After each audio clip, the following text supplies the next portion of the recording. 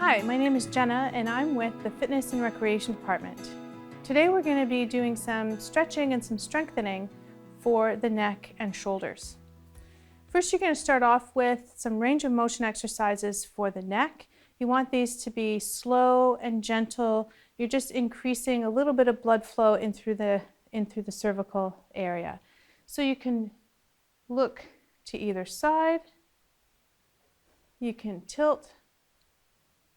Again, gentle movement, and then you can add some gentle rolls.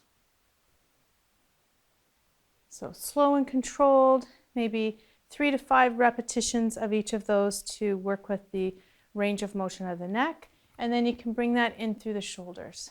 So rolling it up and rolling it back. One thing that I like to do is actually almost give myself a little bit of a mini massage using my own muscles.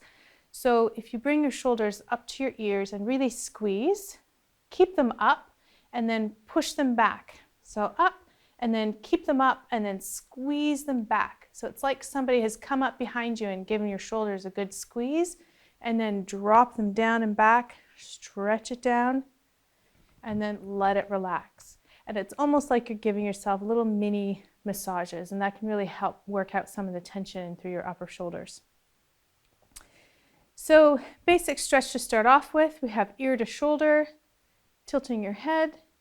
You can take your arm, so you've got 3 different positions you can do with your arm.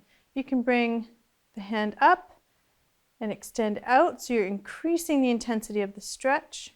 You can also take this arm behind the back, and then you can change the direction ever so slightly just to increase the stretch. You're going to want to do this on both sides, about 20 to 30 seconds. Your levator scapula stretch is similar, but a little bit different. So you're going to do ear to shoulder, and then you're actually going to then look underneath your underarm. And then you can add a little bit of pressure here, although it's not necessary. You can extend the arm.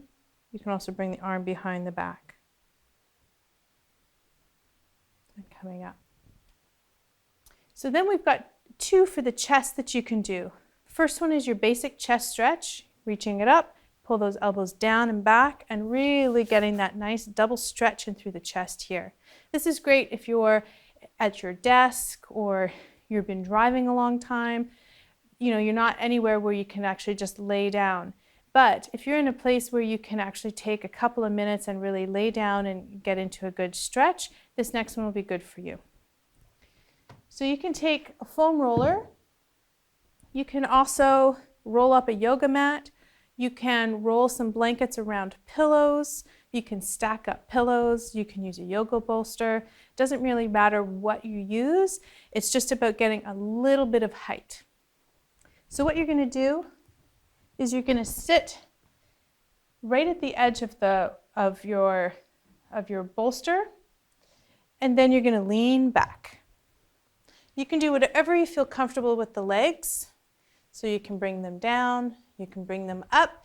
If it's too much of a bend in through your lower back, you can take a pillow and just place it underneath your hips, and that'll take out some of the bend in through here. And then you're just going to let the arms relax out to the side. This is a passive stretch. You want to make sure that your head and neck are fully supported, so whatever you're building for yourself, you want to make sure that the head is on the blankets, the pillows, the bolster, the roller, whatever it might be. And then you're just going to let the arms come out to the side.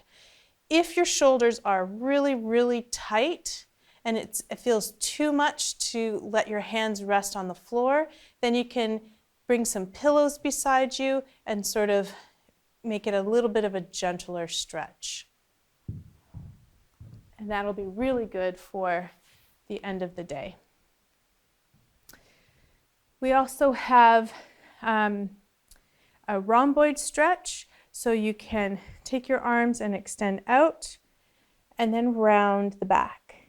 I do like to drop the shoulders and then round.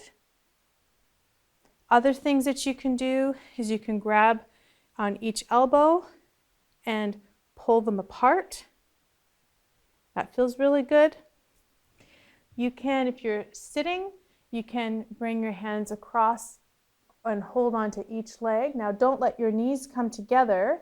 You want to keep them hip width apart. Let the chin drop and then pull the knees apart, and you're going to resist that. So if I'm exaggerating, looks like that. But if I'm just holding, and then I'm getting a nice, good stretch all through the upper back and the rhomboid area. Then you can also add a little bit of a back bend. So placing your hands on your lower back on each side, and then you're just going to look up towards the ceiling, and then you're just going to sort of let your chin draw a line on the ceiling and just come into a back bend. Some restrictions might be through your wrists or your shoulders. They may restrict how far you can bend. Just go with whatever your body is going to allow you to do. So if the tension in through your wrists only let you go so far, only go that far. Some exercises that you can do now to strengthen the neck and shoulder area. I like to use isometric exercises. Isometric is activating your muscle without doing a lot of movement. And you're using a lot of times just your own pressure with it. So for the front of the neck, you can do just a basic stretch or basic activation. I'm keeping my neck in neutral alignment.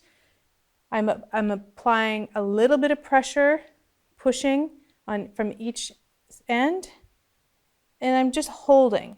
It's about 25% of my overall strength. This is not a power move. It's just enough to strengthen. Hold, count for 2, let it relax, and you can do that 3 to 5 times. You can bring your hand to the side of the head, and now you're going to tilt and resist. And then you can do that 3 to 5 times on both sides. You can then do one where you're rotating. So you're rotating and you're resisting. Hold for 2 seconds, do 3 to 5 repetitions on both sides. The back of the neck. So again, you're keeping your neck in neutral alignment, placing your hands behind the head, and it's as if you want to push back, but you're resisting the push. And that is strengthening the muscles through the back of the neck. And then we have our basic angel arms, which helps to strengthen the mid-back, so between the shoulder blades. So we tend to get a lot of pain and tension there, but it also tends to be a really weak area of the body. So you can do this laying on the floor and you slide your arms up and down on the floor. You can do this standing up against a wall, which will be more challenging than what you might think it would be. And then you can also just do it in the air.